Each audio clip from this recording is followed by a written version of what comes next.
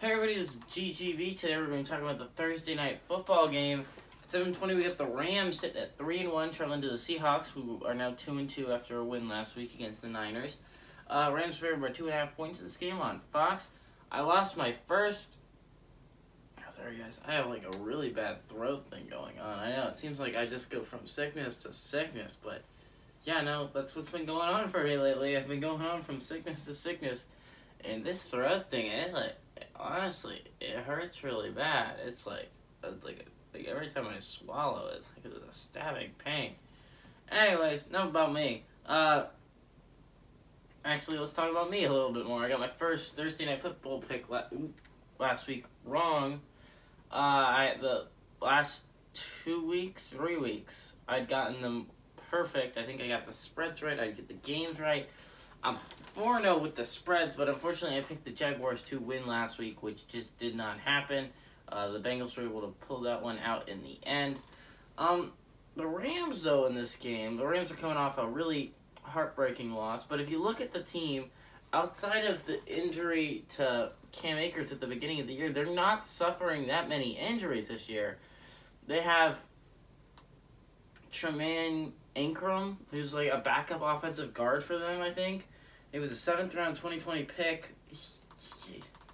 He could come back for this week, and he's one of the only 2 players on the roster that's hurt that could come back this year. And the other one's Justin Hollins. He's a linebacker. He's a 5th round pick out of Oregon. He can't return until week 8. But again, like, the Rams have not suffered that many injuries. Let's go to the Seahawks, on the other hand. They have some really notable injuries this week.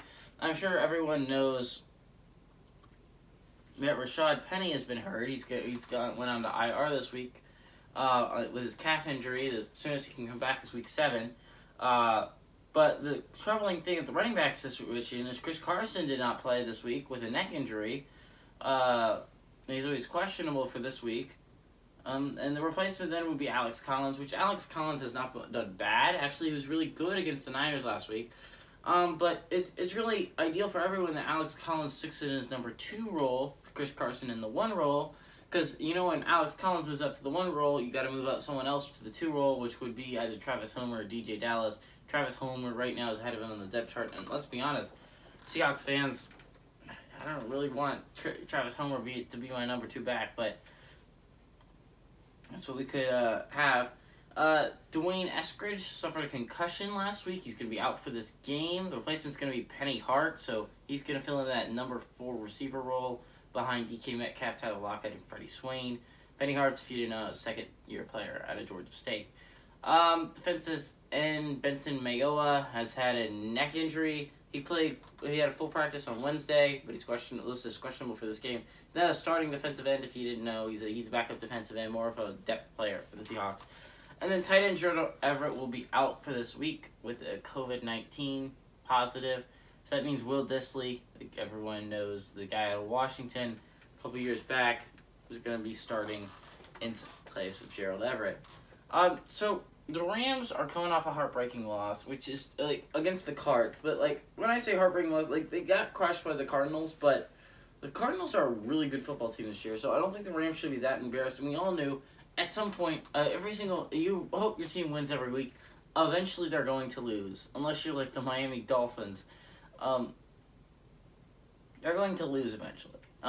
It's about how you bounce back from that loss.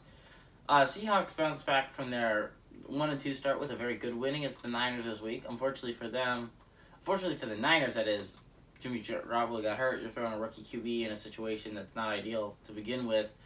We'll talk about the Niners a little bit later on in the week, but the Seahawks right now look like a really good football team. But the injuries are starting to mount up for them. The defense, I'm never positive the Seahawks defense is going to be good. They had the Legion of Boom, and then after that Legion of Boom dismantled, it's been like eek.